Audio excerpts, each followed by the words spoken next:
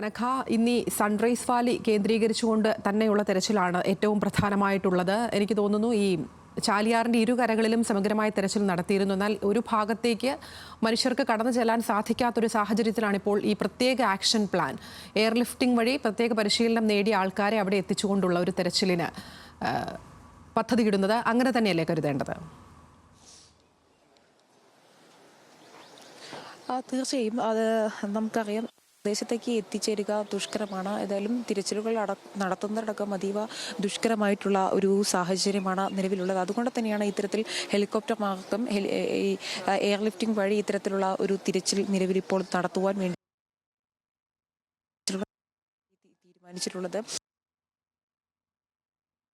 ഇപ്പോഴും ഒരുപാട് ആളുകളെ നമുക്ക് ഇനിയും ലഭിക്കുവാനുണ്ട്.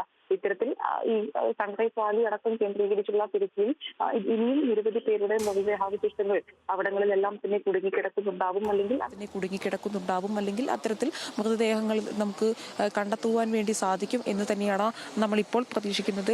ഏതായാലും കാലാവസ്ഥയിൽ ചെറിയൊരു അനുകൂലമായിട്ടുള്ള ഒരു കാര്യമുണ്ട്. കാരണം ഈ പ്രദേശത്ത് നിലവിൽ ഇപ്പോൾ മഴയ്ക്ക് നേരിയൊരു ശമനമുണ്ട്. കാലാവസ്ഥ അനുകൂലമാകുന്നതോടുകൂടി തന്നെ തിരച്ചിലുകൾ അല്പം കൂടി സുഗമമാകും എന്ന് തന്നെയാണ് നമ്മൾ പ്രതീക്ഷിക്കുന്നത്. ഏതായാലും കനത്ത ജാഗ്രതയിൽ അല്ലെങ്കിൽ കടുത്ത കർശന നിർദ്ദേശങ്ങളടക്കം അടങ്ങിയിട്ടുള്ള ചെറിയ സംഘങ്ങൾ മാത്രമാണ് ഇത്തരത്തിൽ കൃത്യമായി വിദഗ്ധമായി പരിശീലനം ലഭിച്ച ആളുകളെ മാത്രമാണ് ഇത്തരത്തിൽ തിരച്ചിലിനായി നിയോഗിച്ചിട്ടുള്ളത്. പുറത്തു നിന്നുള്ള സന്നദ്ധ പ്രവർത്തകരെ അടക്കം അല്ലെങ്കിൽ ഈ തിരച്ചിലിനെ തയ്യാറായിരുന്ന നാട്ടുകാരെ പോലും അത്തരത്തിലുള്ള ഒരു തിരച്ചിലിനു വേണ്ടി നമ്മൾ ഉപയോഗിക്കുന്നില്ല. കാരണം നമുക്കറിയാം, കഴിഞ്ഞ കുറച്ച് ദിവസങ്ങളായി ഇത്തരത്തിൽ പോകുന്ന നിരവധി ആളുകളെ ഈ ഹെലികോപ്റ്റർ അടക്കം ഉപയോഗിച്ചടക്കം രക്ഷിക്കേണ്ട ഒരു സാഹചര്യം നിലവിലുണ്ട്. അത്തരത്തിൽ ഒഴുക്കിൽപ്പെട്ടു പോകുന്ന ആളുകളുണ്ട്.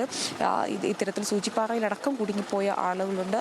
അതുകൊണ്ട് തന്നെ ഈ തിരച്ചിലിൽ അതീവ ദുഷ്കരമാണ്. കാരണം ഈ പുഴകളെല്ലാം തന്നെ കരകവിഞ്ഞ് ഒഴുകുന്നു. കുത്തിയൊലിച്ചു പോകുന്ന പുഴകളാണ്. ഏത് നിമിഷവും മലവെള്ളമടക്കം വന്നേക്കാം, അല്ലെങ്കിൽ ഏത് നിമിഷവും വീണ്ടും ഒരു ഉരുൾപൊട്ടൽ സംഭവിച്ചേക്കാം. അതുകൊണ്ട് തന്നെ വിദഗ്ധ പരിശീലനം ലഭിച്ച ആളുകൾ മാത്രമാണ് നിലവിൽ ഇപ്പോൾ തിരച്ചിലിനായി പോകുന്നത്. ഈ ബേലിപ്പാലം നടക്കം നമ്മൾ പോകുന്നത് നമ്മൾ ശ്രദ്ധിച്ചാൽ നമുക്ക് മനസ്സിലാക്കുവാൻ വേണ്ടി സാധിക്കും. സൈന്യവും പോലീസും അതുപോലെ തന്നെ NDRFിന്റെ ആളുകളും മാത്രമാണ് ഇത്തരത്തിൽ ബേലിപ്പാലം കടന്നടക്കം മുന്നോട്ട് പോകുന്നത്. ഈ വനമേഖലയിലുള്ള തിരച്ചിലുകൾ വനപാലക സംഘത്തിന്റെ കൃത്യമായിട്ടുള്ള നിർദ്ദേശങ്ങളോട് കൂടി തന്നെയാണ് ഈ വനമേഖലയിലടക്കം തിരച്ചിലുകൾ നടത്തുന്നത്. ഏതായാലും കൃത്യമായ ഈ വിദഗ്ധ പരിശീലനം ലഭിച്ച സേനാംഗങ്ങൾ മാത്രമാണ് നിലവിൽ ഇപ്പോൾ ഈ തിരച്ചിലിനായി നേതൃത്വം നൽകുന്നത്. അല്ലെങ്കിൽ അവർ മാത്രമാണ് ഈ 6 സോണുകളായി തിരിഞ്ഞുള്ള പരിശീലനത്തിന്റെ നിലവിലുള്ളത്.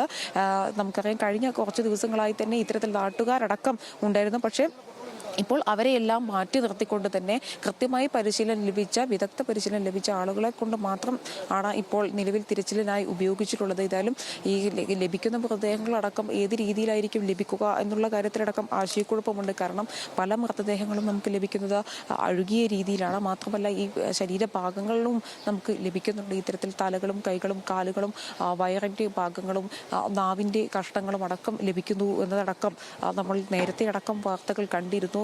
അതുകൊണ്ട് തന്നെ ഇത്തരത്തിൽ കൃത്യമായിട്ടുള്ള പരിശീലനം ലഭിച്ച ആളുകൾ വളരെ സൂക്ഷ്മമായിട്ടുള്ള പരിശോധനകൾ അല്ലെങ്കിൽ വളരെ ആഴത്തിലുള്ള ഒരു പരിശോധനകൾ തന്നെയാണ് ഈ പ്രദേശങ്ങളടക്കം കേന്ദ്രീകരിച്ചുകൊണ്ട് നിലവിൽ തുടരേണ്ടത്. കാരണം മൃതദേഹങ്ങളടക്കം അഴുകി തുടങ്ങിയ ഒരു സാഹചര്യമായിരിക്കും. മൃതദേഹങ്ങളുടെ പല ഭാഗങ്ങളുമായിരിക്കും നമുക്ക് ലഭിക്കുക. ഏതായാലും ഇന്നലെ 180ഓളം മൃതദേഹങ്ങളാണ് നമ്മൾ ഇന്നലെ സംസ്കരിച്ചത്. പുത്തുമലയിലെ ഹാരിസൺ മലയാളം ലിമിറ്റഡിന്റെ ഭൂമിയിലാണ് ഇത്തരത്തിൽ 180ഓളം മൃതദേഹ അവശിഷ്ടങ്ങളടക്കം നമ്മൾ സംസ്കരിച്ചത്.